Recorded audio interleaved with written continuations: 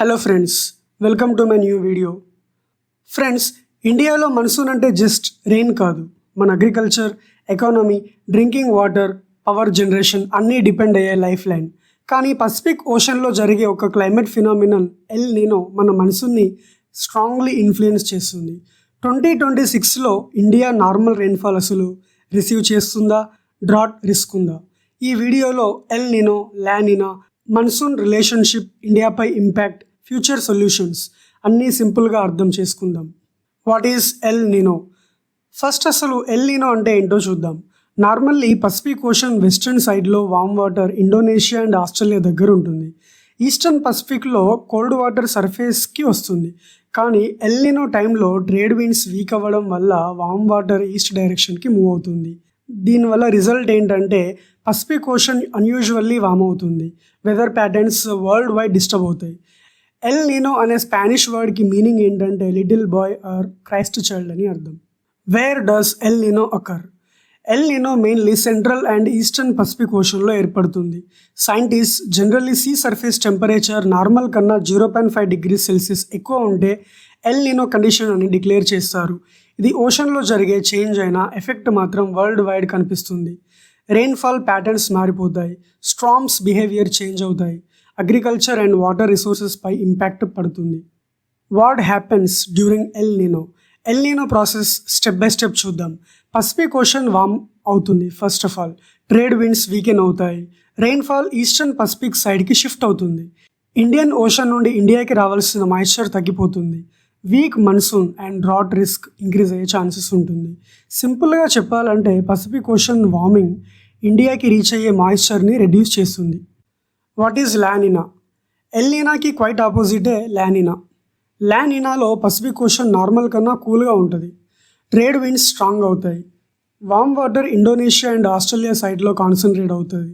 ఇండియాకి ఎక్కువ moisture reach అవ్వడం వల్ల మాన్సూన్ యూజువల్లీ స్ట్రాంగ్గా ఉంటుంది లా నీనా టైంలో. అందుకే లా నీనా ఇయర్స్లో మాన్సూన్ బెటర్గా ఉండడం వల్ల అగ్రికల్చర్ కూడా చాలా బెటర్గా ఉంటుంది.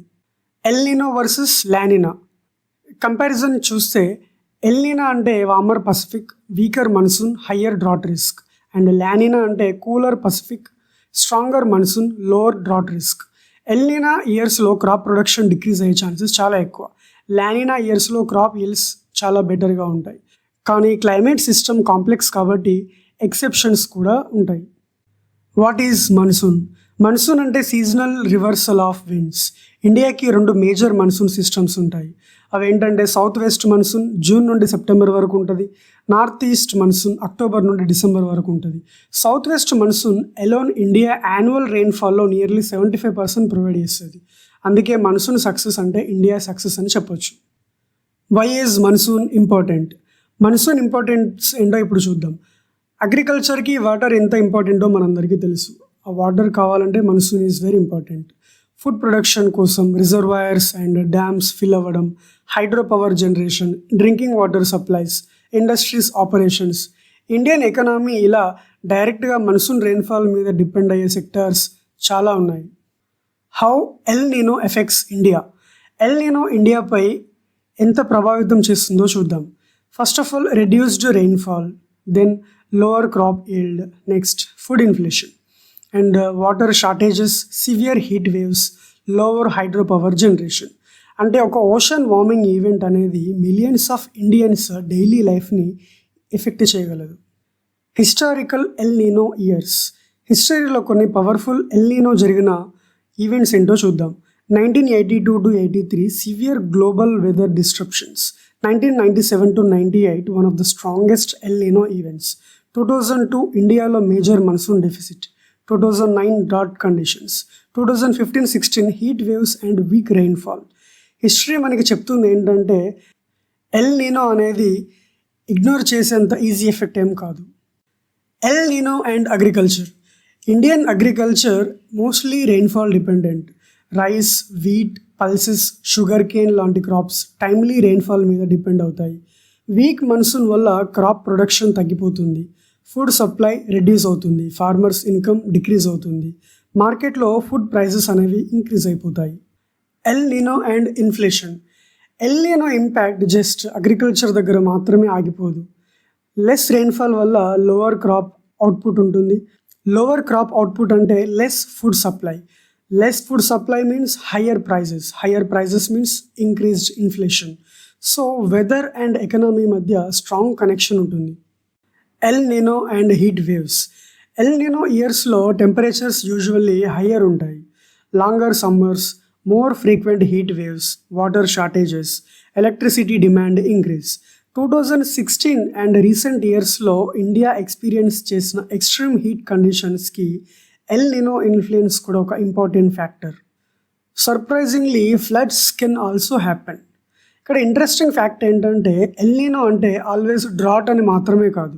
కొన్ని రీజన్స్లో లెస్ రెయిన్ఫాల్ వచ్చినా కొన్ని రీజన్స్లో హెవీ రెయిన్ఫాల్ అండ్ ఫ్లడ్స్ కూడా రావచ్చు. Flash floods, stronger storms, landslides కూడా జరగవచ్చు. క్లైమేట్ సిస్టమ్ చాలా కాంప్లెక్స్ కాబట్టి ఫ్లడ్స్ వచ్చే ఛాన్సెస్ కూడా లేకపోలేదు.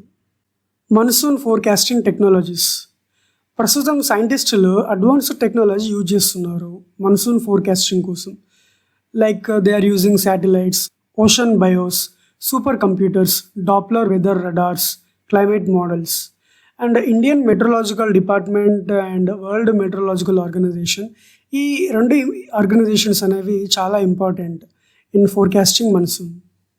Hour actions today. క్లైమేట్ ఛాలెంజెస్ని ఫేస్ చేయడానికి మనం అసలు ఏం చేయాలి? Water conservation, rain water harvesting, plant more trees, reduce electricity wastage, use renewable energy, weather alerts follow అవ్వాలి మెయిన్గా. Small actions today can create a better tomorrow. Solutions for farmers.